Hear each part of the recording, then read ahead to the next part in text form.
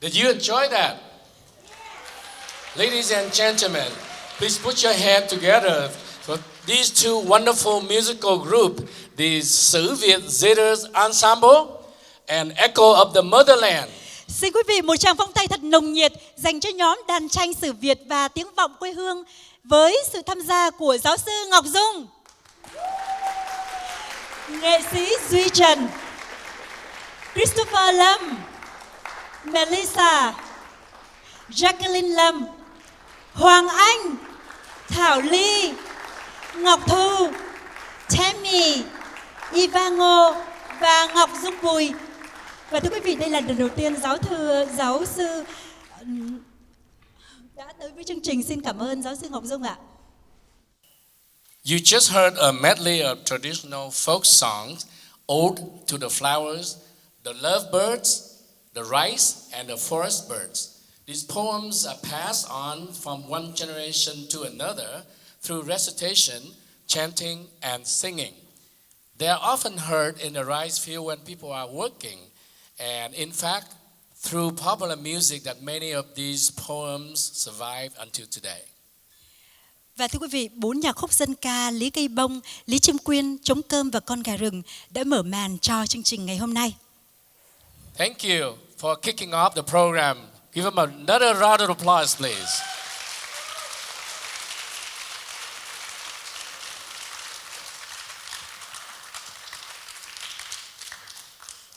Well, good afternoon. Thank you for being here.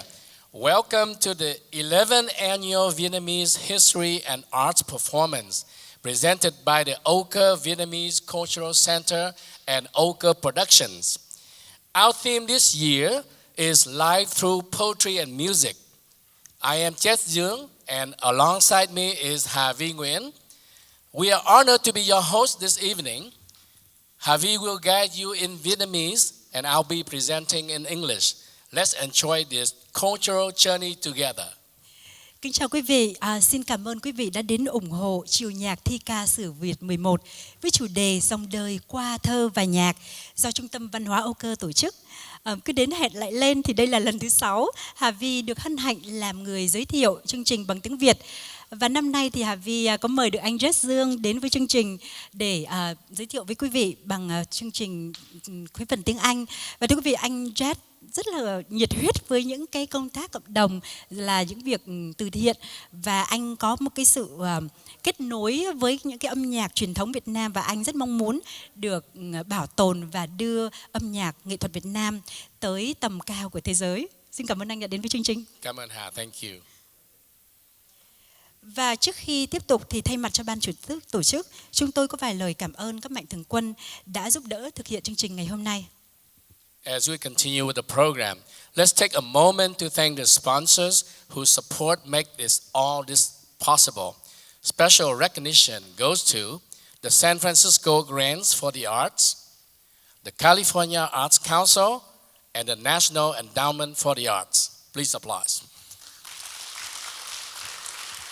Also, a big thank you to the Vietnamese news organization Viet Vùng Vịnh, Báo Mỏ, and Viet Today. Special thanks to Miss Thu Nguyệt from Thu Nguyệt Designs for her creative work on the beautiful traditional dresses that you see tonight. Lastly, we appreciate the support of our staff, youth team, parents, and the community members. Now, we have the pleasure of inviting Mrs. Hằng To, the Executive Director of Oka, to join us on stage. Và sau đây chúng tôi xin mời cô Tô Lệ Hằng là Giám đốc điều hành của Trung tâm Văn hóa Âu Cơ lên đây có đôi lời gửi tới quý vị.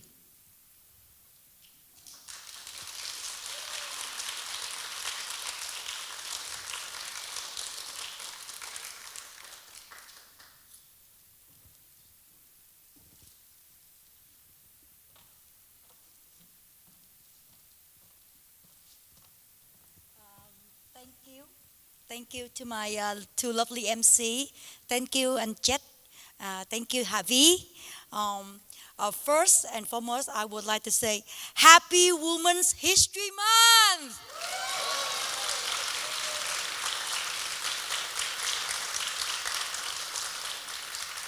We are honored to be the woman, strong, take lead and be nurturing as well, taking care of children, take care of the families, and in our traditions, we take care of the whole clan. So that the woman's role is so important. Thank you. So on behalf of the Oka VW Culture Center and Oka Productions, it is my honor to welcome you back in the theater to join the TCAS Civic number 11, the Vietnamese Art and History. Our performance today highlights the Vietnamese poems, which has been transformed into music and song. On our journey to investigate the history of the music, we found out that most of these poems were written in the 1930s when the world was fighting on the World War II, when the Vietnam fought alongside the French. Interestingly, the poems were made into music in 1960 to 1970s during the Vietnam War. This reminds us about the tragedy of the war, how it is repeated for those living in the countries that are tortured by war. The consequence then and now are loss and sacrifices. The question is this: do we have the willpower to change our own destiny? So now I would like to say a few words in Vietnamese. Thân chào quý khán giả, đại diện cho Trung tâm Văn hóa Âu Cơ và Âu Cơ Production. Tôi rất hân hạnh một lần nữa hoan nghênh và chào đón quý vị đến với chương trình thi ca và sự việc lần thứ 11. Mỗi năm chúng tôi chọn một chủ đề lịch sử và những mẫu chuyện của người Việt lưu vong để các nghệ sĩ kể lại cho khán giả thông qua phần trình diễn. Chương trình thi ca sự việc năm nay trân trọng giới thiệu chủ đề dòng đời qua thơ và nhạc. Các màn trình diễn hôm nay sẽ lột tả và nói lên cuộc sống của người Việt định hình như thế nào qua những bài thơ ca. Last but not least, I just would like to thank you to the communities, friends, families, to the Alco production teams, the museum cast and crew staff, all the visual tech team. And I would like to ask you all to stay back and enjoy the show, and hope to see you again in this theater next year at TCAS Civic number 12 in 2025. Cảm ơn. Thank you so much. So we have a question for you. When is the Men's History Month? Okay, the question to the audience: do we have Men's History Month? So next year we have to do the show during the Men's History Month, so I can So enjoy when it. is the Men's History Month?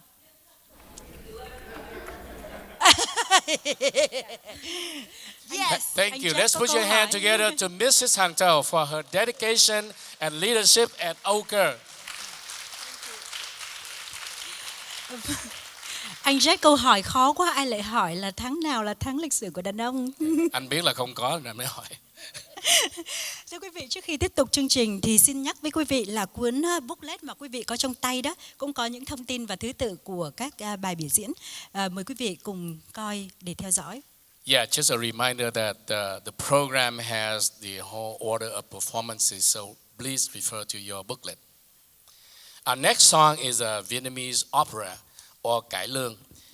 The title is Tầm Vương Tơ, or Silkworm Spin Cocoon, Being an Artist, by composer Minh Ngô. It describes the artist's adventurous life, viewing theater as home, and embracing all aspects of life as a soulmate. The unpredictable career journey is known for a few, but no self-pity, only likening their life to silkworms spinning cocoons until the end. Let's listen to some of these verses.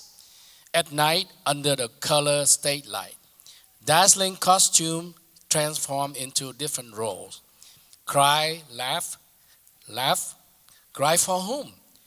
Hoping to bring the songs and lyrics to people. Behind the theater mask, performers undergo intense training and face rough life with potential life-threatening injuries. audience may not fully grasp the immense effort involved. Thưa quý vị, anh Jet mới đọc một phần trích đoạn của vở cải lương Tầm Vương Tơ, sáng tác bởi Minh Ngọc, diễn tả về cuộc sống người nghệ sĩ phiêu bạt phong sương.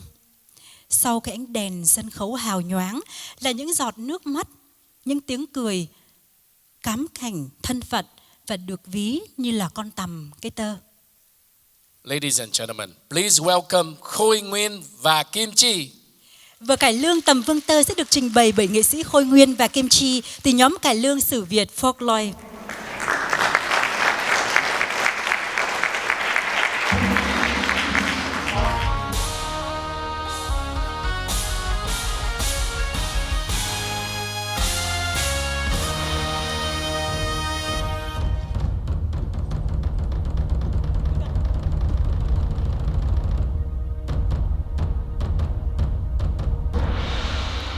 Đời nghệ sĩ kiếp tầm dương mối chỉ, Mượn phấn son, mượn xiêm áo quy nghiêm, mượn lời ca hòa theo những cung đàn, mượn sân khấu, tôi bước vào vai diễn.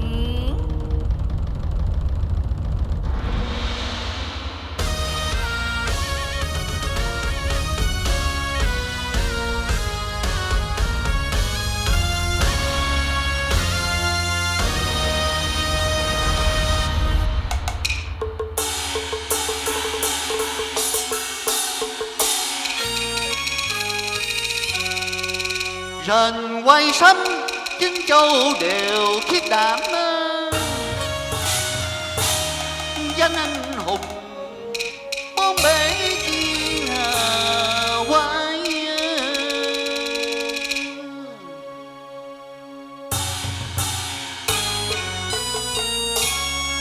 Lâm trận đồ trảm tướng đoạt quan, nhất nhân nhất mã tôm thù binh địa.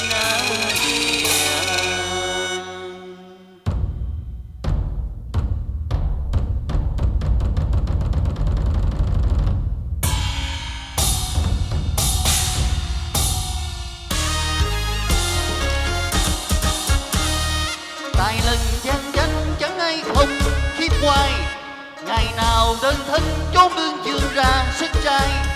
Khi sông pha thương má đề trần tân, lòng ai kia không mong quyết tâm thề hy sinh vì cho nước non. Chim muôn binh đồ trận bạch bào qua hồng chiến trường, chẳng màng nguy hiểm tình nhân ngang nằm châu bốn phương, tài hùng mang triều dân hơn ban.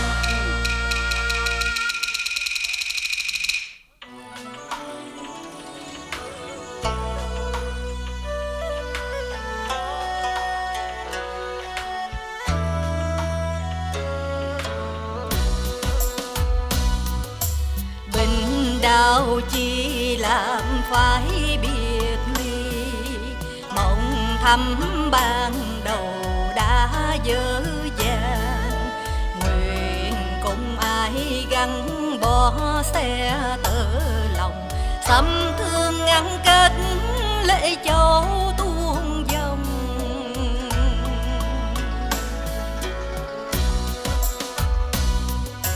Cao xanh gieo cài đắng sâu thương, tàn tông lan tràn chứa tâm can. Quên đi nỗi tiếc chi thêm phiền, thân tôi dân hiền.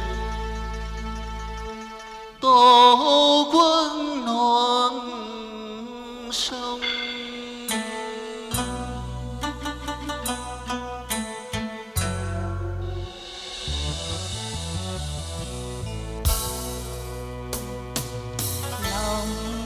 thầm mơ đã vàng, nay tôi rồi tình si. Tựa rèm tựa ngắn ngơ, tâm tôi hồn yêu. nhỏ lời thương đau,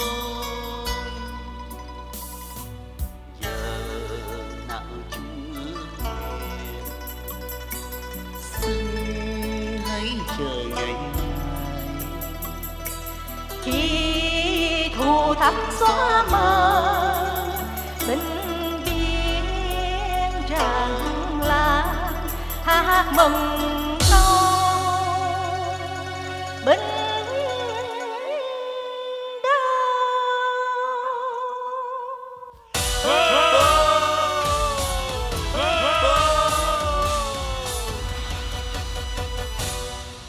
Ta vừa nghe tiếng đoàn quân họ reo, mau mau giờ chân nếu duy trì là sẽ nguy vong.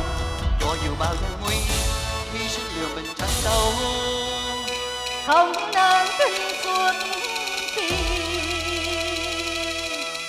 bao kẻ đang trong chờ. Kêu biệt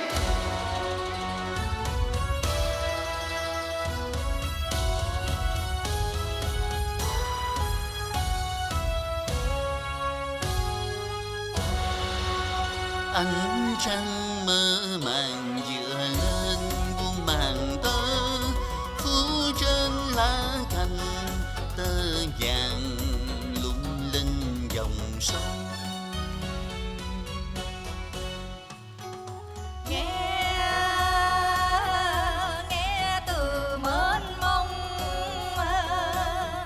trỗi lên cung đàn, như gần như xa ngân nga dạt vào thiết tha.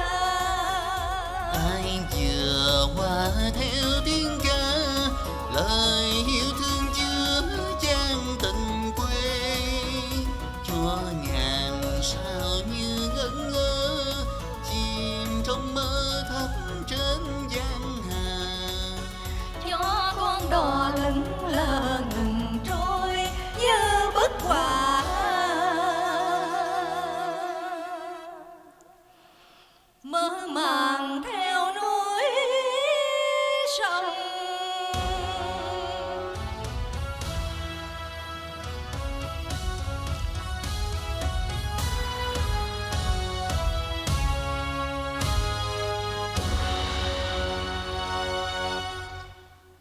Trời tạo ra chi kiếp con người phải mang vào thân nghiệp gì, thì người nhảy sẽ phải dương tơ cho trọn kiếp con tâm.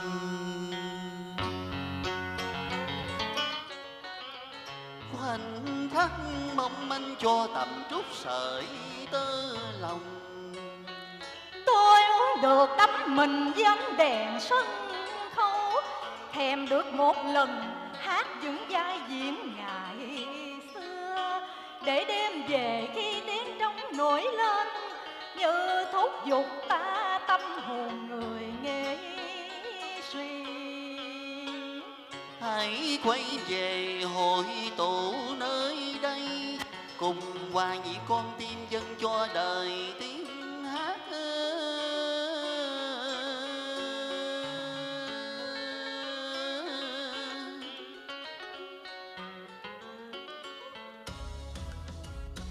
Êm đềm tiếng ca cung đàn, hò sang xây cộng dư âm bóng trầm thiết tha. Lời ca sâu lắng bao đời, nhưng vẫn ngọt ngào chan chứa tình quê. Dù cho năm tháng phôi pha, nghề xưa lưu truyền qua ngàn năm sau.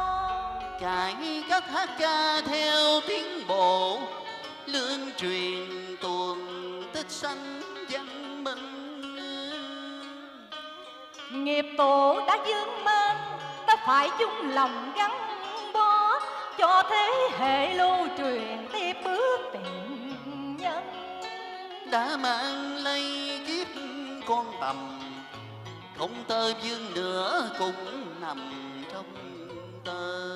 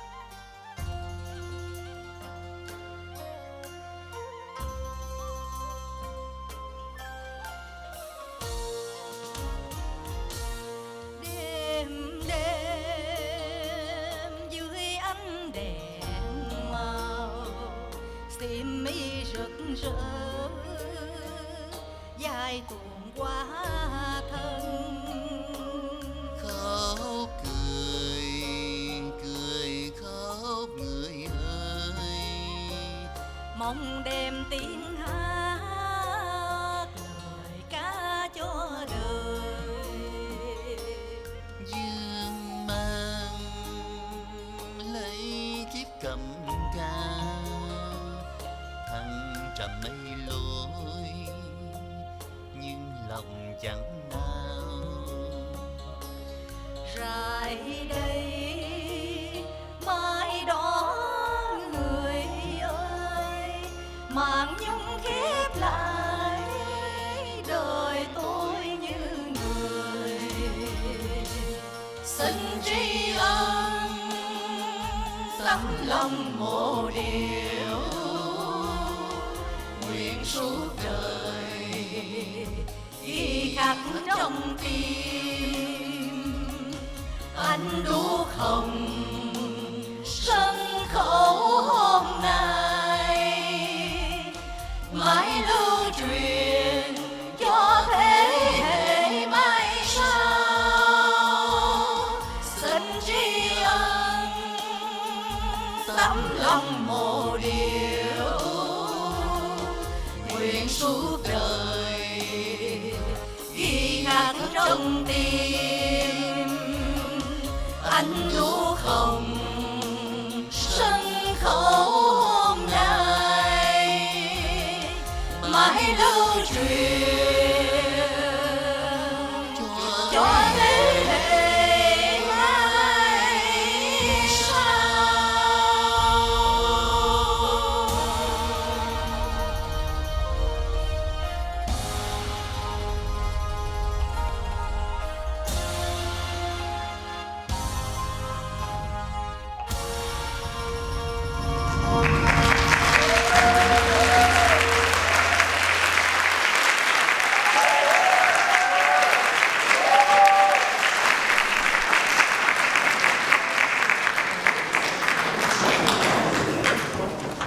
Thank you. That was beautiful, right?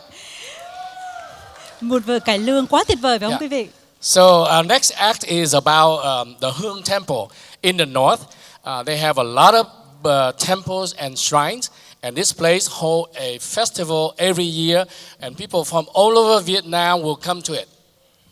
Bài hát tiếp theo mà quý vị được thưởng thức tới đây nói về một danh lam thắng cảnh có tên là chùa Hương ở miền Bắc Việt Nam. Tại đó thì không biết vô tình hay là hữu ý, vào năm 1934, nhà thơ Nguyễn Nhược Pháp đã gặp một cô gái trẻ cùng với mẹ đi chùa, và cô gái này đã hấp hồn nhà thơ vào hôm đó. Cuộc gặp gỡ cũng là nguồn cảm hứng cho ông sáng tác một tác phẩm để đời. So the story goes that this poet, his name is Nhược Pháp Nguyễn, he went there to the temple and he met this young girl and her mom. And he, typical men, right? He will go and ask the girls how come she's coming here and why she's not chanting. She was so shy, she ran away. And that night he couldn't sleep, so he got up and wrote this beautiful poem, and later on it became a song. Havi, em cũng đi chùa hay sao mà em mặc đồ đẹp thế này? Beautiful outfit, very, very different. Can you tell us about this outfit? Dạ thưa anh, đây là áo tứ thân ạ. Áo có 4 tà này, rồi là có cả khăn lụa đào, áo yếm, rồi cái tay em cầm đây là cái nón vai thao anh. Rồi các cô thường hay để những cái đuôi gà như thế này này. Và chỉ có những cái lúc mà em đi ngày lễ lớn hoặc là lên cái sân khấu thi ca sử Việt thì em mới diện như thế này đấy ạ. Chứ không phải bình thường em đi Costco em không có mặc này à? Hấp hồn nhiều người quá. Yeah, this is a typical old time Vietnamese girl when going to the temple. And so with this, where are you going? Ủa, thế anh không biết hả? Em... Thôi anh ở đây với khán giả đi. Em đi chùa Hương. Oh, so she's really going to the temple. Ladies and gentlemen, introducing em đi chùa Hương, going to the pagoda. Hồng Hạnh will sing this song and accompanied by Huân Nguyễn on the keyboard and acting by Kelly Nguyễn and Hà Vi Nguyễn.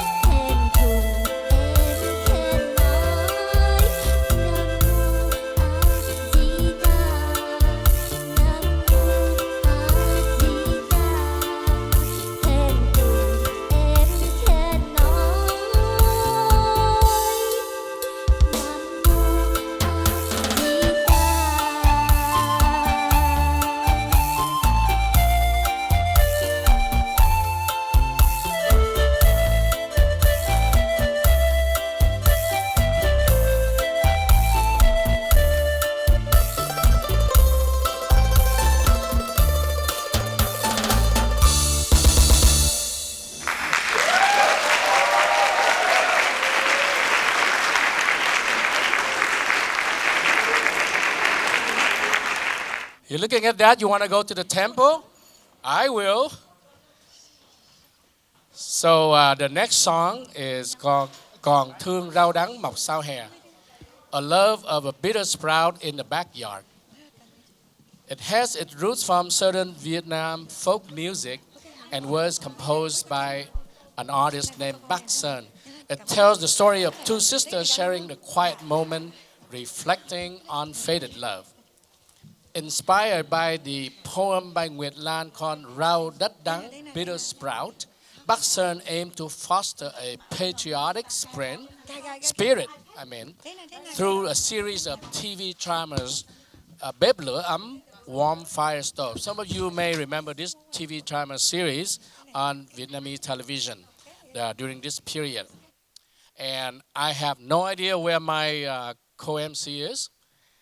She's probably still enjoying the temple.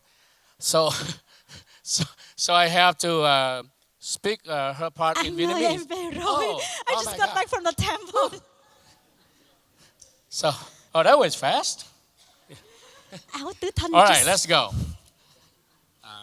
Dạ, bài tiếp theo là Còn thương rau đắng mọc sau hè của nhạc sĩ Bắc Sơn, mà quý vị sắp được thưởng thức tới đây dựa theo bài thơ Rau rất đắng của thi sĩ Nguyệt Lãng.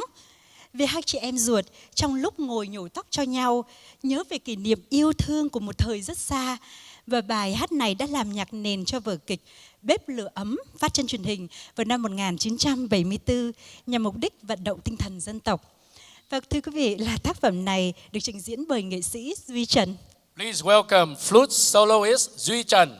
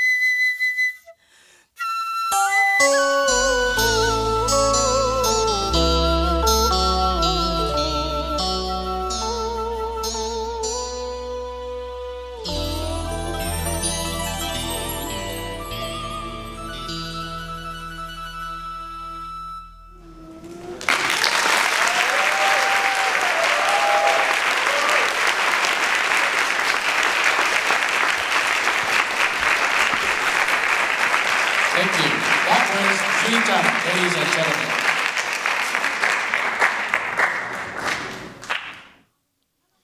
Okay, while they're setting up in the back, let's test your knowledge, your trivia knowledge, okay? Let's maybe like we have a house light on so we can see the audience. Okay, so we're going to ask you a few questions, and if you get the answer right, you're going to get these red envelope. And you know, red envelopes have money in it, right? Somebody will ask me how much. You have to find out when you get the answer right. Thưa quý vị, trong lúc chờ đợi chương trình tiếp tục thì chúng tôi có phần hỏi đáp với quý vị. Chúng tôi sẽ đưa ra những cái bao lì xì màu đỏ để thưởng cho quý vị nào có câu trả lời đúng nhất. Are you ready? I cannot see you though. It's like the house light is not on, so like totally dark down there. Oh, thank you very much. Now I can see. Oh, there are people. There are people. I thought I was talking in the dark. Okay, first question. What Vietnamese dish has a bitter taste? Thưa quý vị, món ăn Việt Nam gì mà có vị đắng ạ? We have people in the with the. Món ăn Raise gì your vị hand. đắng? We have a microphone down there. Bitter melon, khổ qua. Yeah, that's correct. You got a bao lì xì. You know, I don't know who's gonna give the lì xì out. Bitter melon ha. Yeah, bitter melon. Còn một món nữa quý vị ơi. What about another one? Anybody know another one that's Còn nhiều bitter? lì xì lắm. Món ăn nào có vị đắng ạ? Món ăn đồ uống. Vấn đề cái gì ăn được uống được. Đúng rồi, rau đắng. Okay, somebody over here. Rau đắng là câu trả lời đúng. Yeah, make sure you get your It's a envelope. bitter vegetable. Bitter. There's a bitter vegetable. Remind me not to eat it. Bitter melon and bitter vegetable. Bitter together. melon, bitter, yeah. One more thing. And one more. Very popular, rất phổ biến. Chúc mừng chị trên kia. The hint is not solid. It's liquid, or Rau má, the pennyworth. Rau má. no, Chắc rau má không phải đắng. trả lời. Yeah, she just talk about Cái này veggies. not muốn lì really xì good. rau má. She just the one to have the red Người ta envelope. nói thôi đi má. Dạ, thôi đi má. Thôi chắc câu hỏi tiếp theo đi. Câu hỏi tiếp Sau theo. sẵn sàng rồi đấy. All right, next question. Ready? Pay attention, please. Chắc là- What do people bring when they're going to the temple? Khi đi chùa thì chúng mình hay cầm những gì ạ? Mang những gì đi chùa thưa quý vị? Raise your hand and then they'll Dạ, get quý vị you. nhớ là phải giơ tay cơ thì chúng tôi mới nhìn thấy được. Incense sticks. Hương. Incense, yeah. Quá giỏi luôn. Đúng. Yeah, that's correct. Yeah, you get one envelope. Chắc câu hỏi tiếp theo luôn đi tại vì mình xong rồi. Chùa đi. All right. They're ready in the back, so we're going to do really fast. This is a little bit harder. Which hỏi temple tiếp is the theo. tallest one in Vietnam? Có một cái ngôi chùa mà cao nhất ở Việt Nam ạ. Không biết quý vị nào biết không? Nếu quý vị mà hay đi du lịch Việt Nam biết, anh có biết chùa này anh đã đi chưa? Anh chưa đi chùa này bao giờ. Nhưng mà cái chùa không phải là cái chùa cao, nhưng mà là cái chùa nó trên núi là nó cao. Chứ cái chùa nó không có cao lắm. Yeah, we the have temple someone up on the over here. mountains. Which one is the one on very high? Chùa nào cao nhất ở Việt Nam thưa quý vị? Chùa Đồng Yên Tử. Wow, đúng rồi That's thưa quý vị. correct. Chùa Đồng ở Yên Tử. Các mình bắt đầu tiếp theo rồi. Rồi, cảm ơn đi. Cảm ơn quý vị đã ủng hộ nhiệt tình cái phần câu hỏi vừa rồi. Hy vọng là những câu hỏi này giúp quý vị có phần nào thấy có sự kết nối với quê hương. Well, thank you for the Q&A session participation, and hope it connect you with Vietnam and the culture a little bit. Next performance is really good. You know about Vân Ánh, Vanessa Võ. If you don't know, she's a fearless musical explorer. She blends Vietnamese traditions with innovative composition. She's winning many awards, including Emmy-winning composition. Paired with her, the Blood Moon Orchestra is a boundary-breaking collective. They merge Vietnamese traditional music with hip-hop and breakdance. Tiếp theo đây chúng tôi muốn giới thiệu phần biểu diễn thật đặc biệt của một người nghệ sĩ tài năng rất nổi tiếng, cô Vân Ánh, Vanessa Võ. Cô đã được giải thưởng Emmy Award cao quý, người đã thực hiện rất nhiều dự án lớn. Mỗi năm tới với Âu Cơ thì cô lại giới thiệu một tác phẩm mới. Cùng với ban nhạc Blood Moon Orchestra, Vân Ánh đã đưa nhạc cụ dân tộc vượt qua giới hạn của âm nhạc truyền thống Việt Nam và đưa lên tầm cao của thế giới. Let me try to put your mind in the frame of this story that they're going to talk about here. As refugee, building a home in a new country and still trying to connect to your own world in Vietnam or in your home country present many challenges. Inspired by her friend, a Stanford professor, Kelly Hoài Khanh Nguyễn, her personal journey of balancing the life in America and her Vietnamese cultural identity. So Vân Ánh created this composition called Road to a Hidden Home. This composition has 4 parts that you will hear today. It has 4 parts. What is home? Forsaken, My name is Khanh, and Mê Công Xanh. Thưa quý vị, là người di cư tị nạn, khi chuyển tới sống tại một đất nước xứ sở mới thì ai cũng muốn giữ gìn cái bản sắc riêng của mình, nhưng vẫn muốn có một sự kết nối với nguồn cội. Một giáo sư tại trường đại học Stanford là Kelly Hoài Khanh Nguyễn cũng là một trong những người Việt đó có nhiều thách thức trên con đường này. Khi chứng kiến những trăn trở của Hoài Khanh thì Vân Ánh đã sáng tác tác phẩm Road to a Hidden Home, tạm dịch là đường về một ngôi nhà bí ẩn, gồm có 4 phần mà anh Jet vừa nói vừa xong. And she tried to evoke the emotion found in her friend's story. She would use this instrument called đàn bầu or monochord. This instrument resembled the human voice. She employed both the unconventional techniques, and then using the fiddle bow, she used another technique to express the emotions.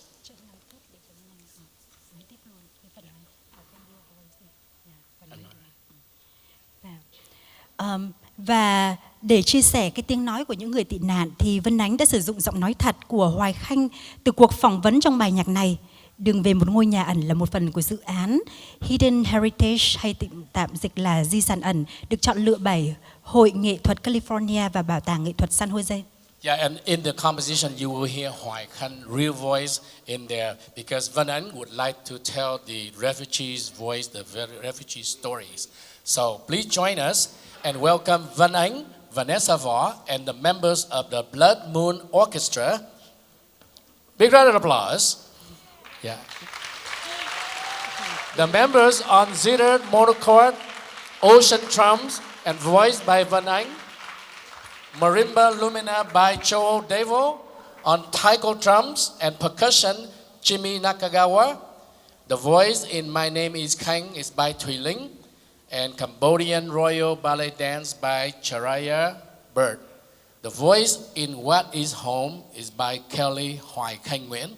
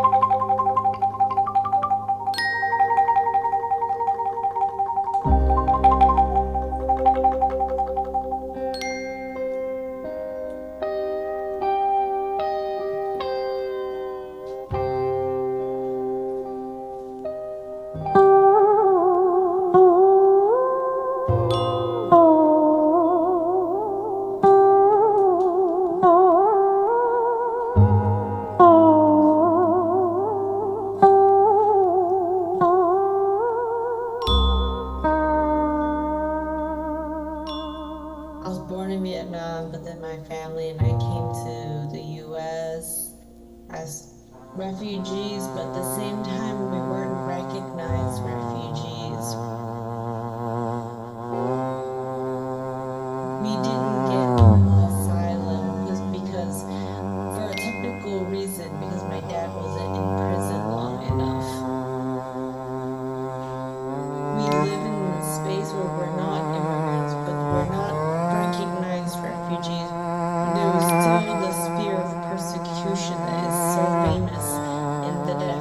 generations of refugees.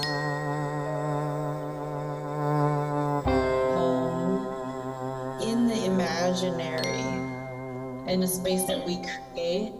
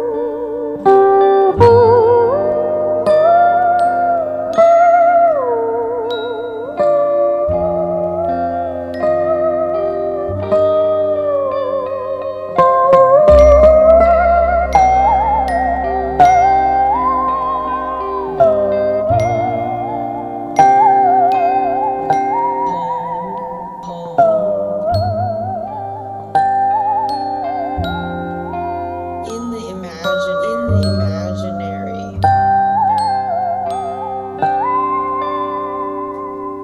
in a space that we create.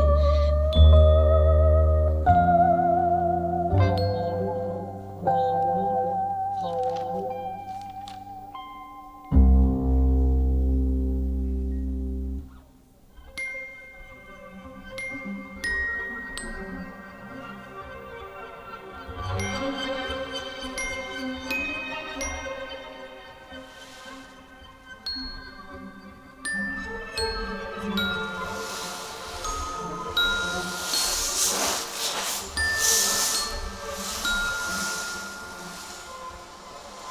My name is Khanh. It's not just Khanh, but Hoài Khanh.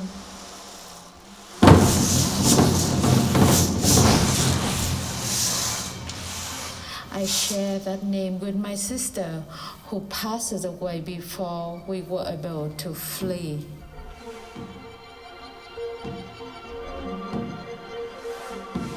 My dad fought for the South. My family tried to flee multiple times like many other refugees.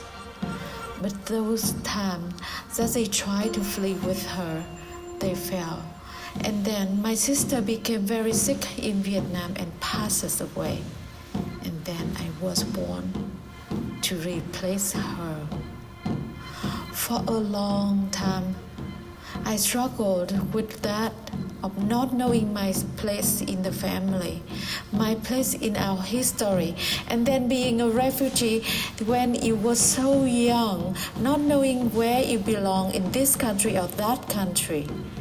I grew up in the little Saigon too, where even though we were all Vietnamese, there was still the prejudice of, are you new to the US or are you Americans? Even children can be cruel.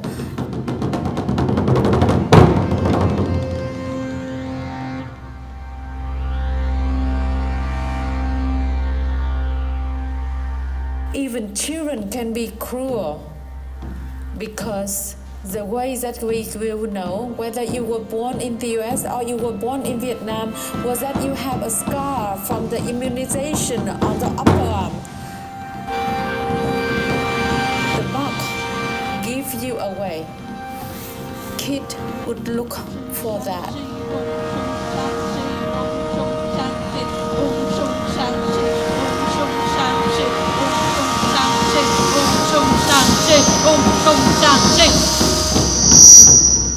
I used to hide it all the time.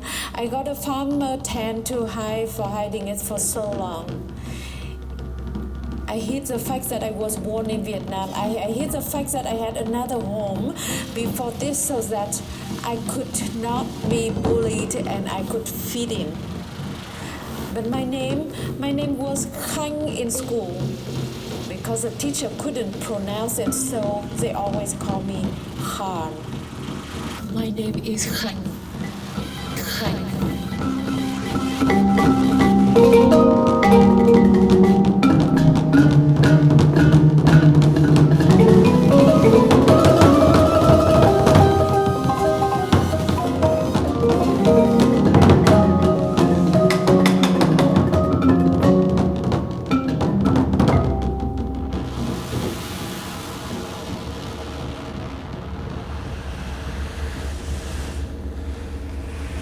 The name Khanh was a name I shared with my sister who died. I always knew that was a name that belonged to me, but that was a name that I borrowed. Things that I was so intertwined with death, both in the fall of Saigon.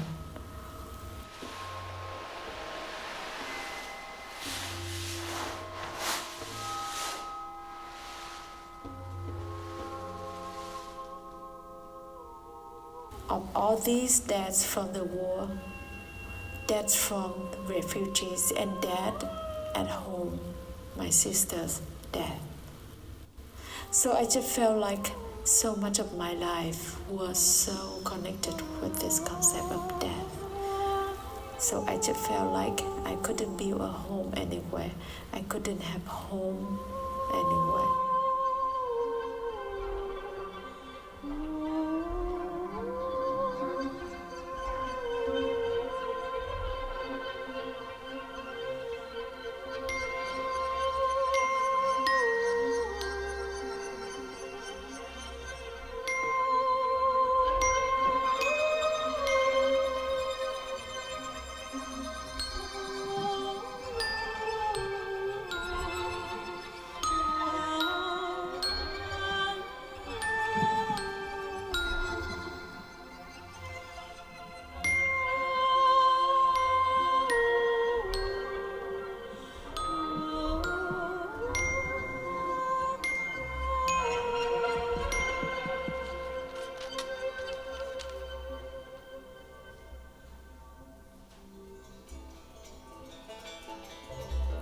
I'm glad that my family just named me the same name as my sister. She is Tuyết Khanh and I am Hoài Khanh. Chị là Tuyết Khanh và tôi là Hoài Khanh. And Hoài is to remember and also could mean always in Vietnamese. So I used to think I moved from thinking about my name that can help them to remember my sister and I, just a memory of her. But then it becomes a link and thinking of myself more like the continuation rather than just the replacement or just like a ghost, a living ghost of someone. Giống như một con ma sống của ai đó. So, I like the Hoài now.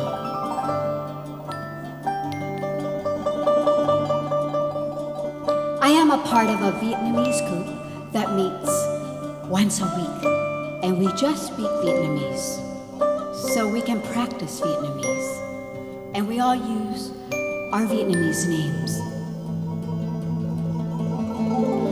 Meeting with that group, that was the first time I started using my Vietnamese name again since I was 10.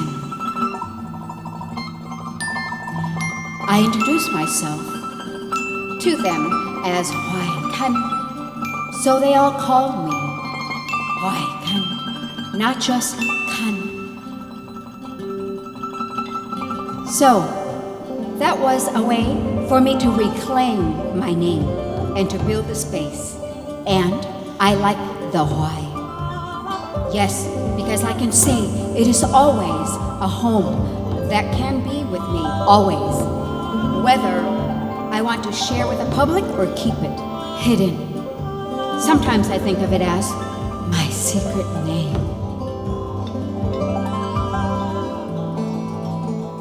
We lost everything when we left Vietnam. Chúng tôi đã mất hết khi rời Việt Nam.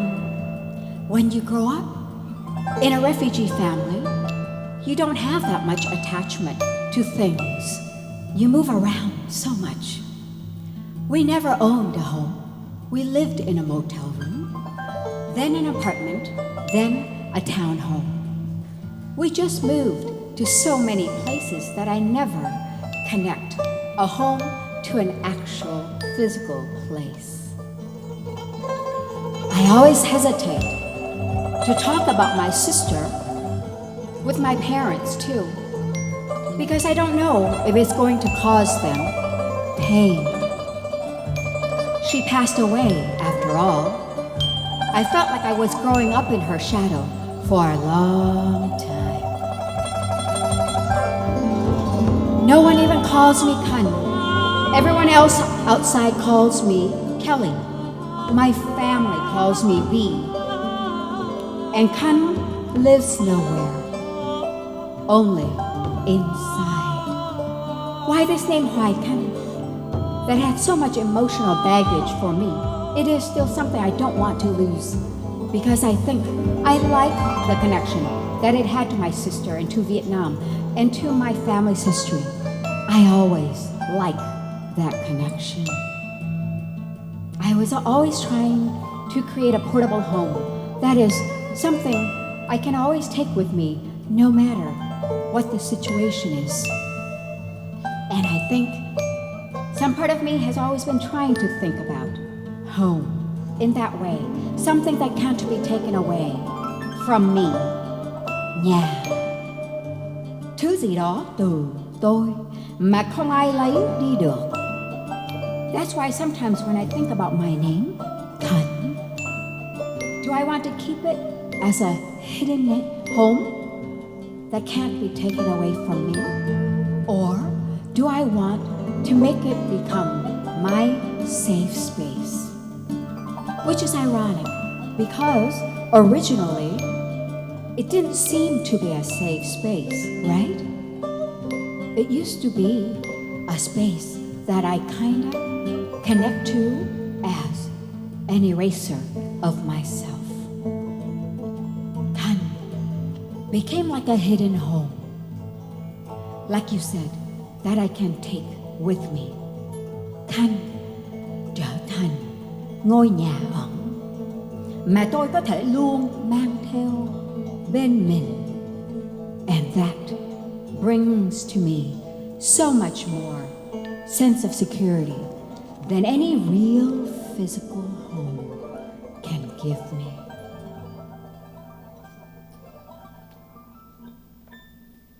My name is Hoài Gunn.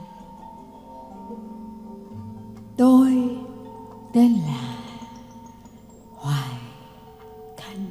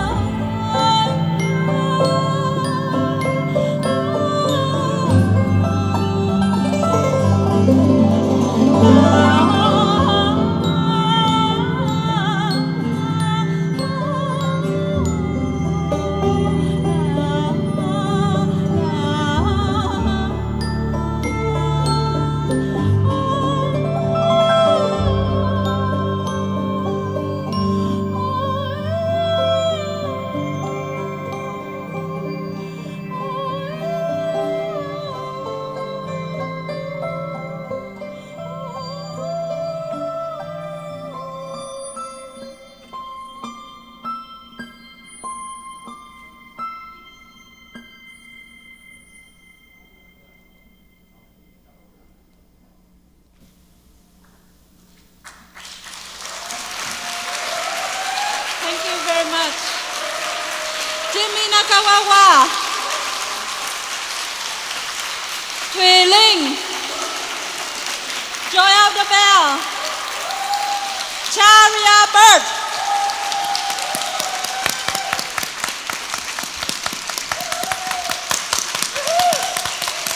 And my name is Vân Ánh Võ. Thank you very much for coming here and support Oka production.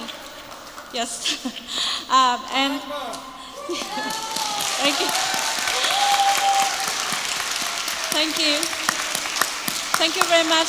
And thank you for always supporting us, supporting for good cause and to keep and develop our culture. So hope to see you and your friends and your families and more of you be here next year. Thank you.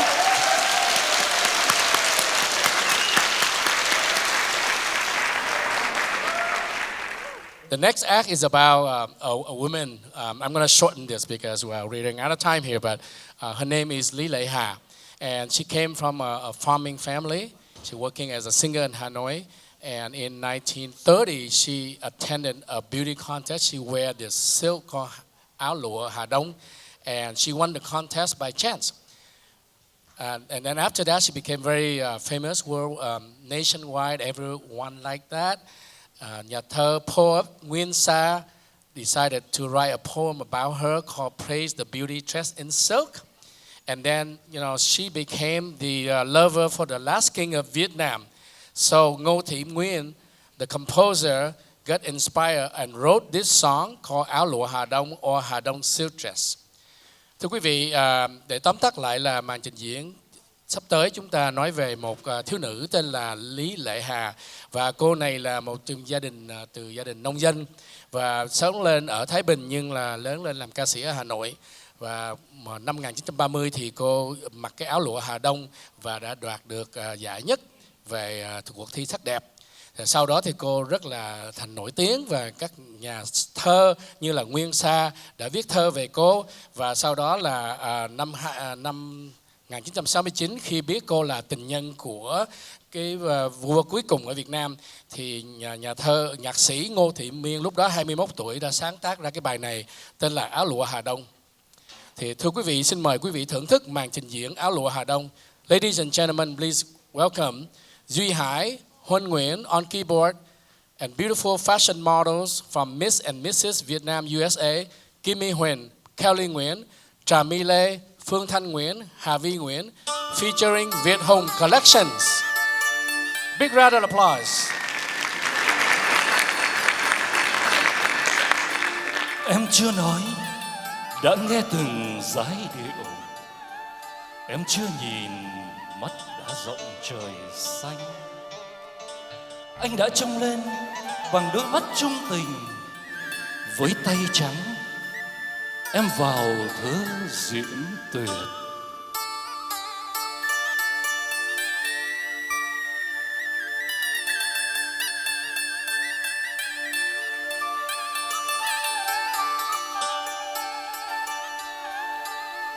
Nắng Sài Gòn, anh đi mà chợt mạt, bởi vì em mặc áo lụa Hà Đông.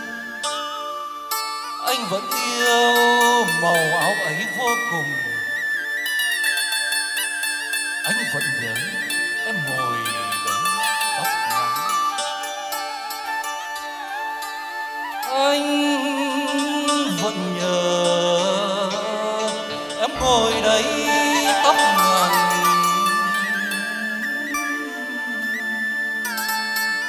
Mà mùa thu dài nắng ở chung quanh, linh hồn anh vội vã vẽ chân dung, bày vội vã vào trong hồn mở.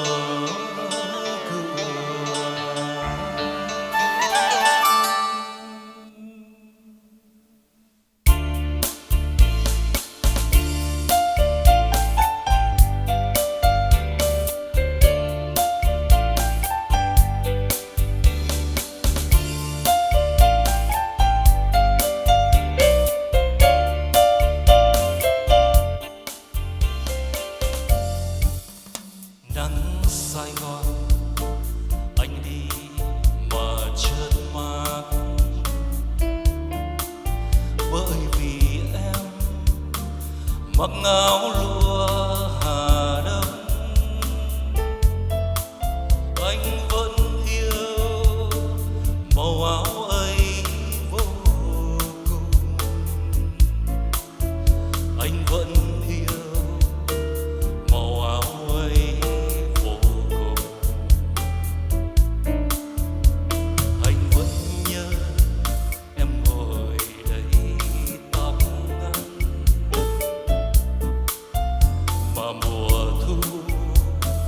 Dài lòng ở chung quanh, linh hồn anh vội vã vẽ chân dung, bày vội vã vào trong hồn mơ cửa. Em chợt đến chợt đi, anh vẫn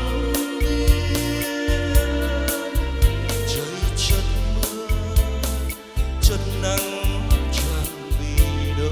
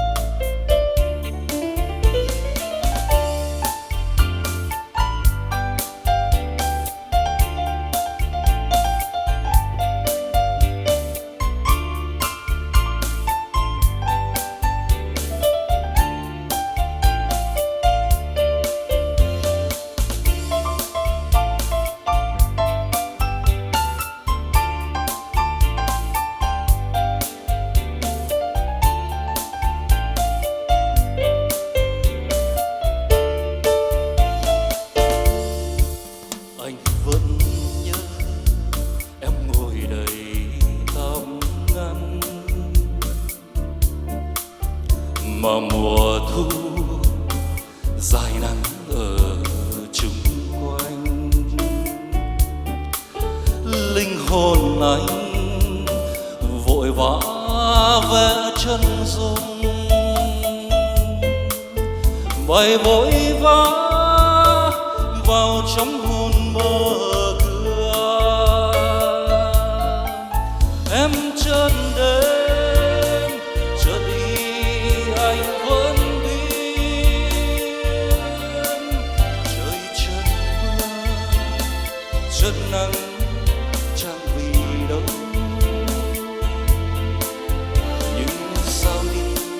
Nhưng sao đi mà không bảo gì nhau,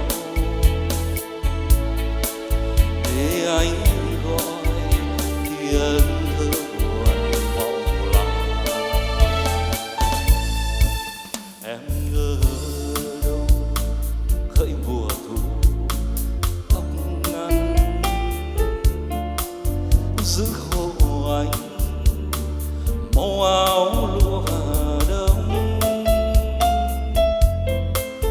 Anh vẫn yêu màu áo ấy vô cùng, anh vẫn yêu màu áo ấy vô cùng. Em chợt đến chợt đi anh vẫn biết, trời chợt mưa chợt nắng chẳng vì đâu. Nhưng sao đi mà không bảo gì nhau, để anh gọi tiếng thơ buồn vào lòng. Em ở đâu hỡi mùa thu tóc ngắn, giữ khô anh màu áo lụa Hà Đông. Anh vẫn yêu màu áo ấy vô cùng,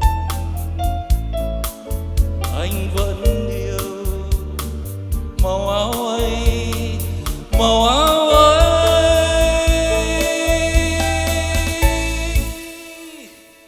Em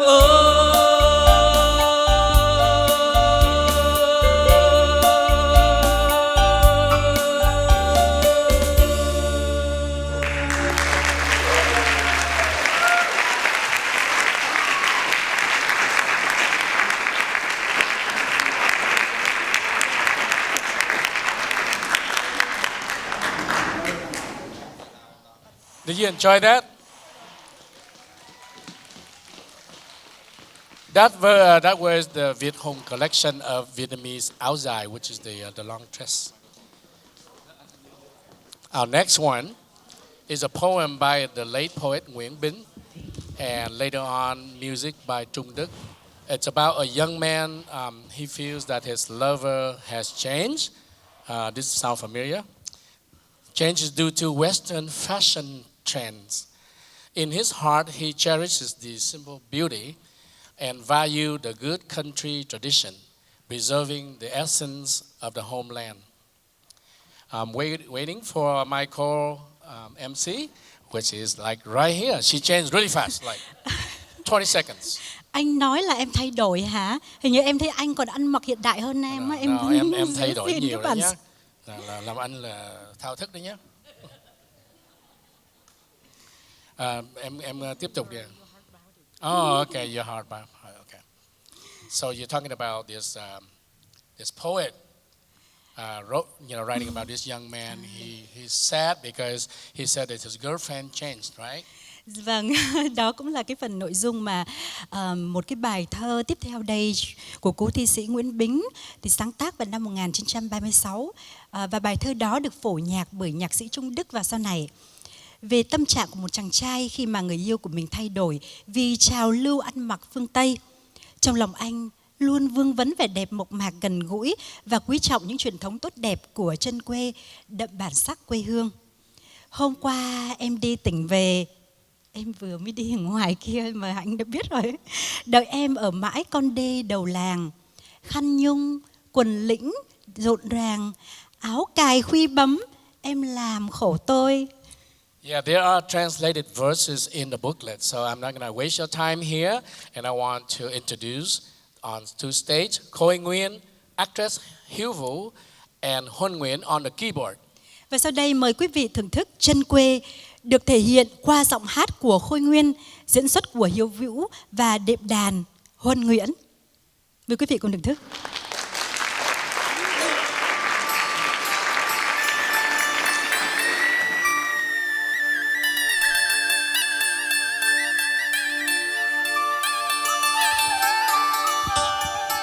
Hôm qua em đi tỉnh về,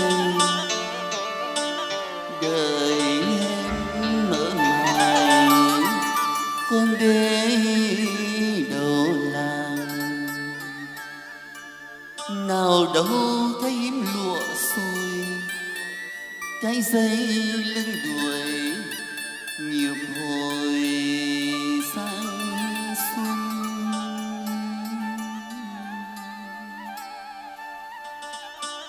Nào đâu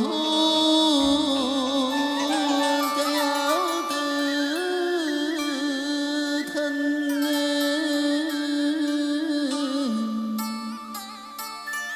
cái khăn mỏ quà, cái quần nái đen.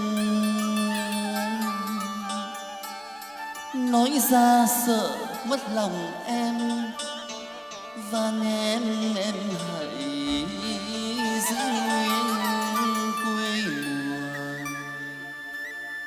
Như hôm em đi lễ chùa, cứ ăn mặc thế cho vừa lòng anh.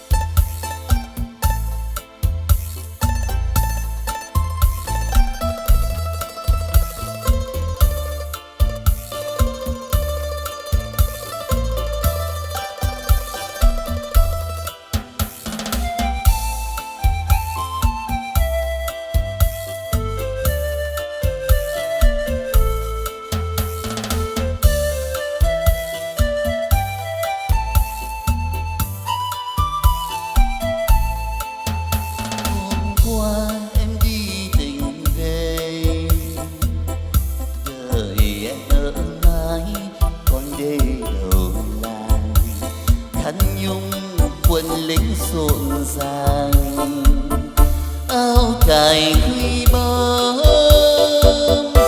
em làm khổ tôi.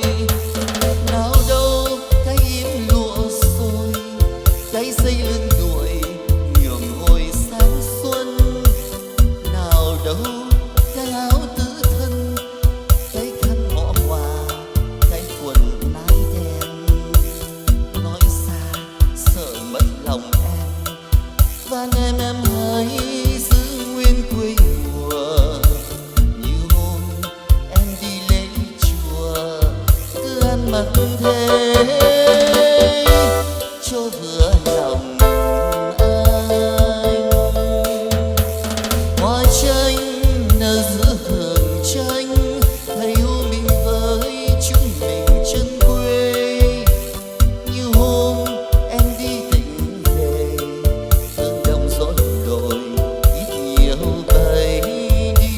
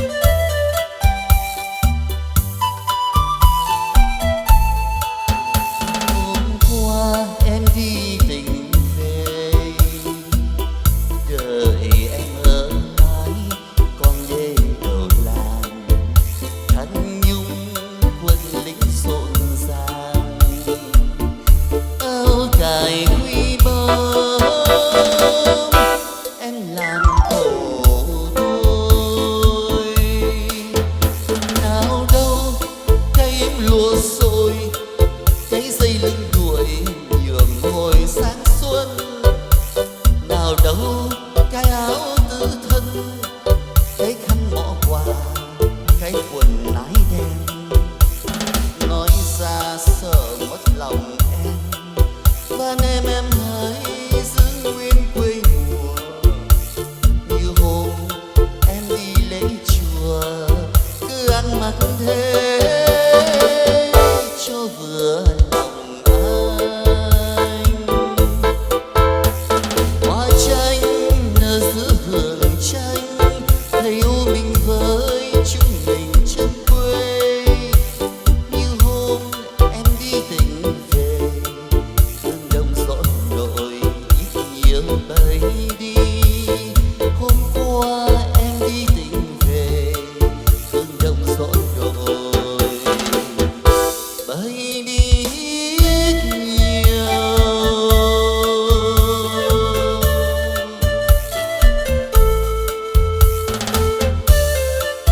trời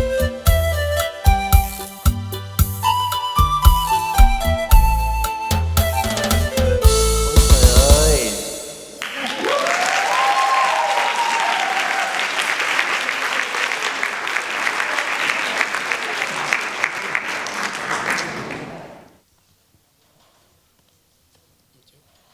Our next song,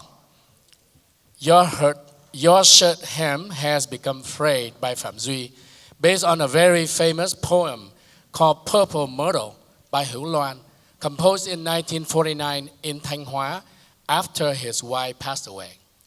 Thưa quý vị, phần biểu diễn tiếp theo có tên Áo Anh Rất Chỉ Đường Tà. Bài hát sáng tác bởi nhạc sĩ Phạm Duy, được phổ nhạc từ bài thơ là Đồi Hoa Sim Tím, sáng tác vào năm 1949 tại Thanh Hóa của nhà thơ Hữu Loan. Và thời điểm này thì họ cho là sau khi người vợ đầu tiên của ông đã qua đời. The poem speaks about a painful love story during the war, with the main characters being an officer and a young woman. They fall in love, they get married, just as the soldiers go to war. He worries that if he dies in the battlefield, he feels sorry for his wife. But on the day he returns filled with excitement, he hears that his wife has passed away. He recalls old memories with the gentle, silent figure of a young woman. Then he leaves again for battle. On the marching route through the purple myrtle hills, the image of his dear wife still echoes through everywhere, as if reminding him of the words of an old folk song. Your shirt hem has become frayed, my wife died early, and my old mother has not yet stitched it. Bài thơ này nói về một cuộc tình đau khổ trong chiến tranh của một anh chiến sĩ và một cô thiếu nữ. Họ đã quyết định cưới nhau trước khi chàng trai đi ra trận. Trên chiến trường, anh vẫn thường lo lắng, nếu như mình có bỏ mạng nơi đây thì thật thương cho người vợ, nên anh luôn nóng lòng quay về nhà. Thế nhưng vào cái ngày anh háo hức trở về thăm vợ thì nghe tin vợ mình đã mất. Trong miền hồi tưởng, anh nhớ về những kỷ niệm xưa với hình bóng dịu dàng, thầm lặng của người vợ hiền đó. Rồi anh lại ra đi. Trên con đường hành quân, qua những đồi hoa sim tím, hình bóng của người vợ nhỏ vẫn vang về ở đâu đó, như nhắc nhở về một câu ca dao xưa. Áo anh rất chỉ đường tà, vợ anh mất sớm, mẹ già chưa khâu. The poet wrote, in that generation, writing poetry meant elevating the spirit of patriotism, unwavering struggle and courage. However, I emphasize love. I wept for my kind and virtuous wife, my rare life companion. At that moment, my tears were seen and criticized as shedding personal emotion, human suffering. Why should I not be allowed to cry? Thưa quý vị, vào những năm chiến tranh đó thì phong trào làm thơ phải là đề cao tinh thần yêu nước, tinh thần đấu tranh bất khuất, dũng cảm. Trong khi đó thì nhà thơ Hữu Loan lại đề cao tình yêu và nhân vật trong thơ khóc vì người thương người vợ yêu, người bạn đời hiếm có của mình. Bài thơ có rất nhiều tính chất cá nhân và tình cảm riêng. Dường như ông cũng muốn thể hiện cái tâm sinh khoan của ông, mặc dù có thể có bị chỉ trích trong cái thời điểm chiến tranh này. Nhưng âu cũng đó là đau khổ con người, tại sao lại không khóc? This very touching story is conveyed through the outstanding performance of the Asian Improv Arts Music Group, a non-profit organization in the San Francisco Bay Area. It is a gathering place that has brought together the collaboration of numerous artists and communities for the past 30 years. We are delighted to welcome them here tonight. Và mời quý vị hãy cùng thưởng thức màn trình diễn của Asian Improv Arts.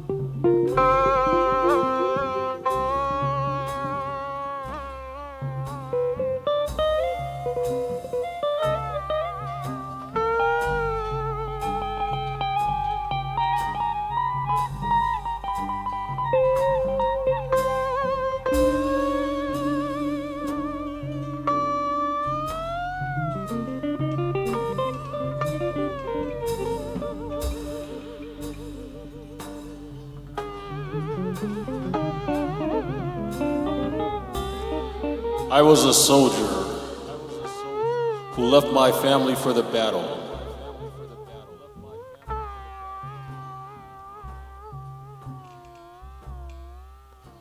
On our wedding day, in my military uniform with mud smeared on my shoulders, boots, I have just returned from the battle zone.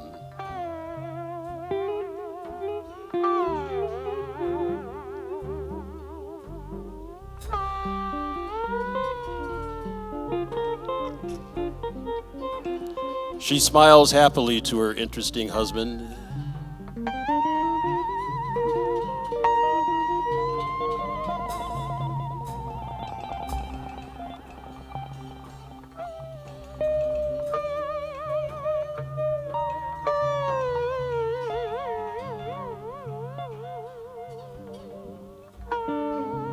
In wartime, who needs a wedding dress?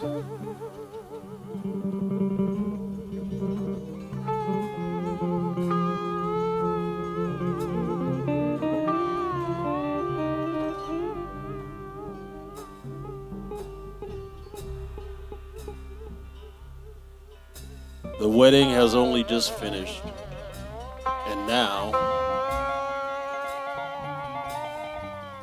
we must part.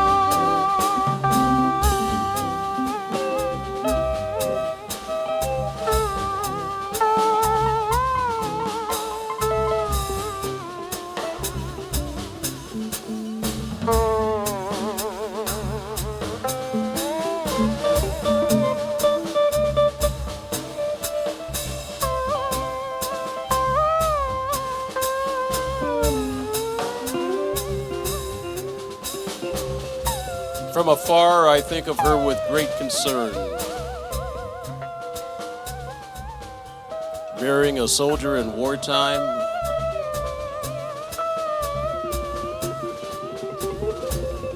What are the chances of my return?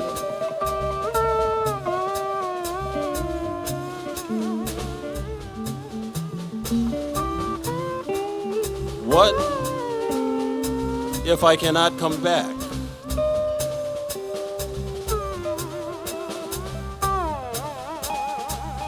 I feel such pity for my young wife back home.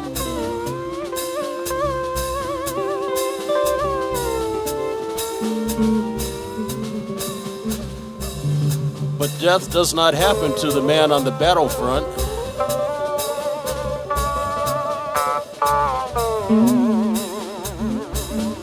It happens to an unfortunate girl in the countryside.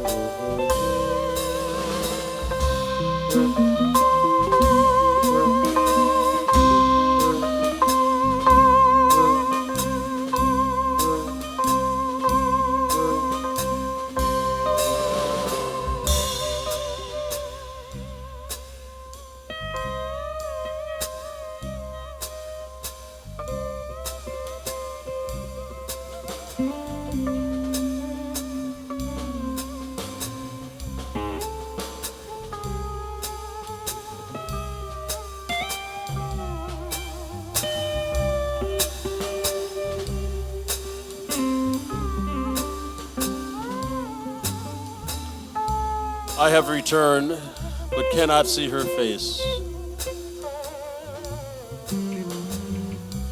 Mom sits next to her golden grave.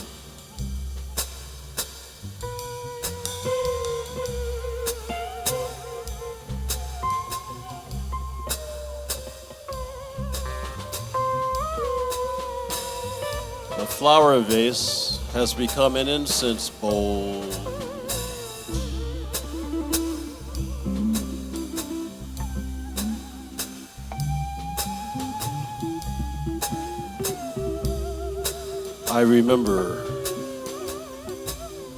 I remember how she gently hemmed my clothes.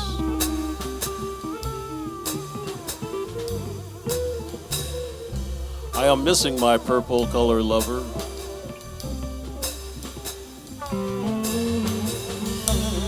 I have no words in this moment of death.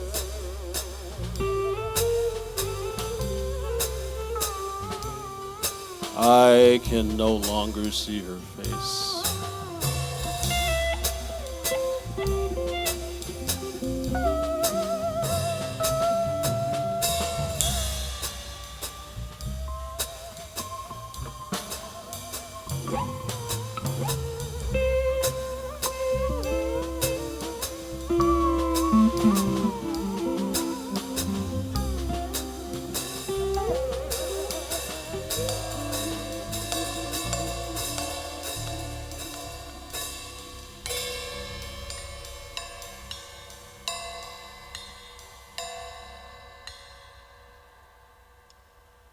Afternoon march through the Myrtle Hills. The Myrtle Hills. The Myrtle Hills. The purple myrtle flowered hills. Purple all the way over the sunset.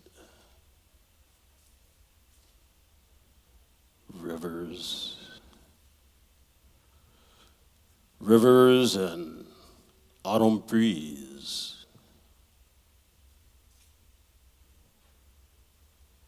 The wind ripples by her golden tomb.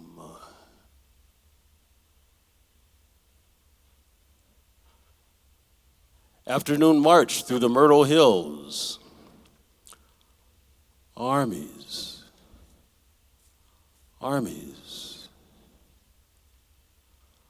Armies sing. Are there any lullaby lyrics?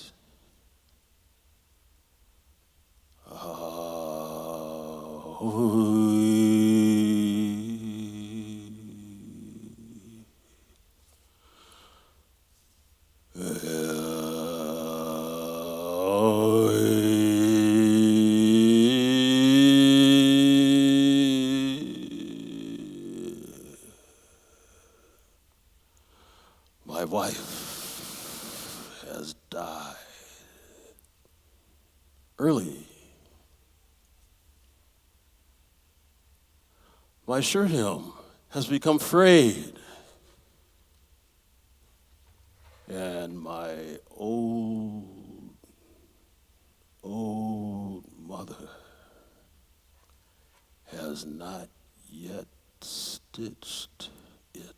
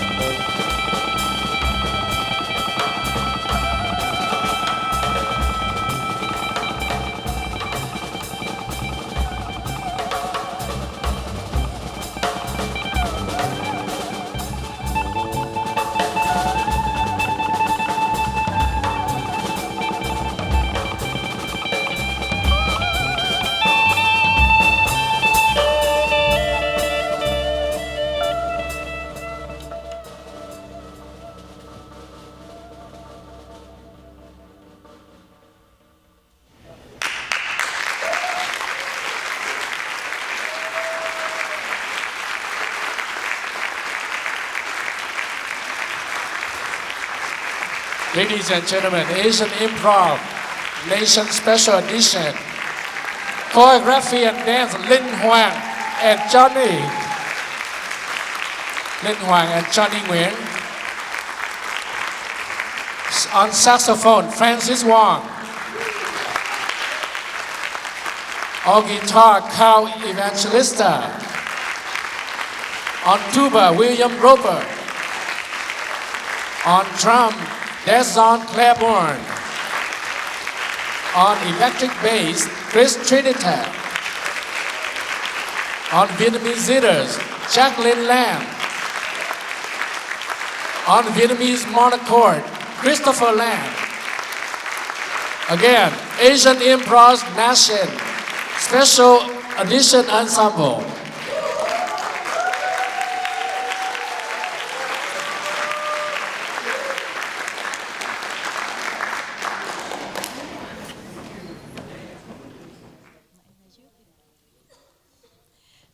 You having fun? Well, they've been performing and now it's your turn. Don't laugh, I'm serious. Your turn. So we're going to invite all the artists and volunteers on stage so that they can sing together this really fun song called Khúc Hát Ân Tình, or the Song of Gratitude. And you can find the lyrics in your program booklet and sing along with us. I think it's on page 18 for the English version. Thưa quý vị, và sau đây chúng tôi xin mời tất cả các thiện nguyện viên cùng lên sân khấu và mời quý vị cùng hát với chúng tôi bài hát Khúc Hát Ân Tình, The Song of Gratitude, được sáng tác bởi Xuân Tiên. Bài hát quý vị có thể tìm được ở trang số 19 của cái cuốn booklet này. And thank you for our talented performers for a wonderful show, and special appreciation to all the sponsors, the volunteers, the backstage heroes, and all of you, of course. Thank you again, and until next time, don't go home yet, you have to sing yet, right? Until next time, safe travel home after singing.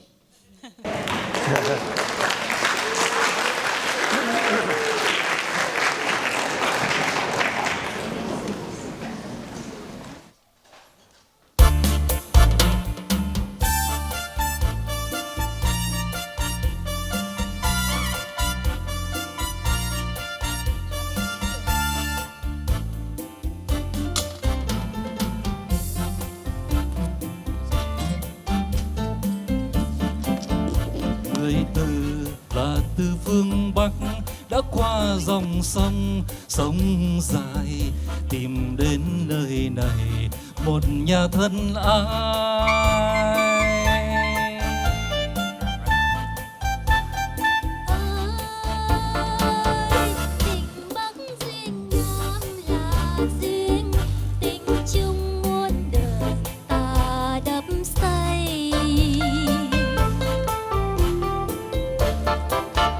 Gặp nàng là thôn nữ, mắt xuyên cười say môi hồng, tình ngang đôi lòng mong vang chung bóng.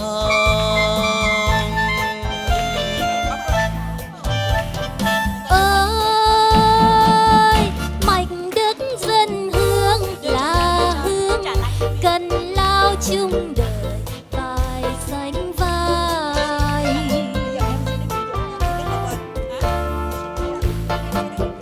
Cùng gom bàn tay thương yêu nhau rồi, ngô khoai hai mùa ngát một niềm vui, chung vui cho thơm hương đời lúa vàng tình ơi. Ngày mai hạnh phúc nơi nơi reo cười, quê hương hồi đầu sau ngàn sông núi cách chia, ta đêm yêu thương để cho phương Bắc Tìm về mảnh vườn hoa thắm, hái bông tầm xuân trao nàng lời hát ân tình hồng hồng đôi má.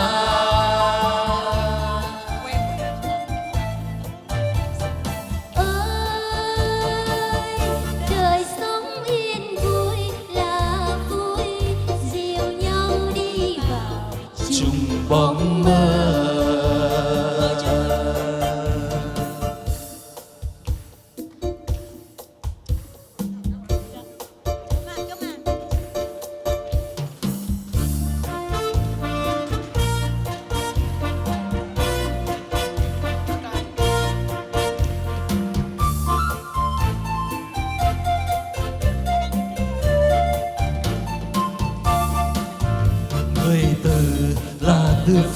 Bắc đã qua dòng sông sông dài, tìm đến nơi này một nhà thân ái. La la la la la la la la la la la la. Ơi tình Bắc duyên Nam là duyên, tình chung muôn đời ta sắp xây.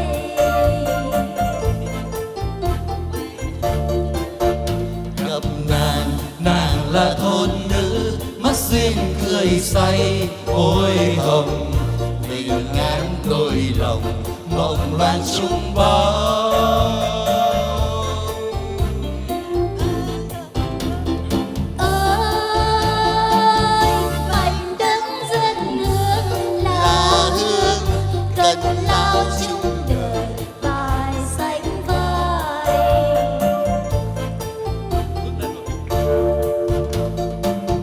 Cùng góp bàn tay thương yêu nhau rồi, mồ khoai hai mùa ngắt một niềm vui, chung vui cho thơm thương đời lúa vàng tình ơi.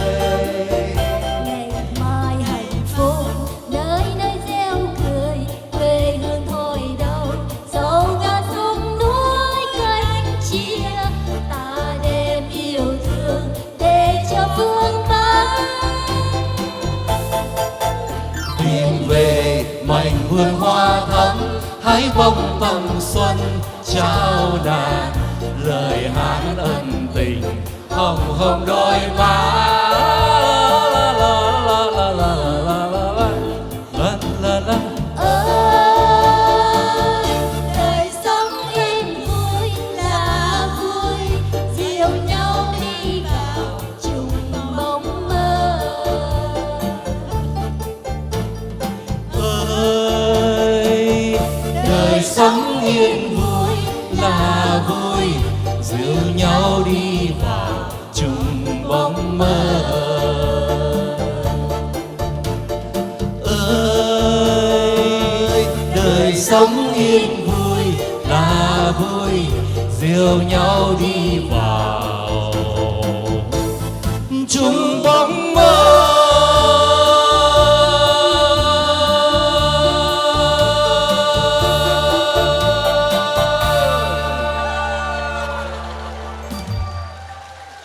Một, hai, ba, chào. Xin cảm ơn quý vị và gặp lại năm sau. We see you next year. Safe travel home. Thank you very much for your coming tonight. Xin cảm ơn quý vị đã tới với chương trình. Cảm ơn. Good job, people. Good job.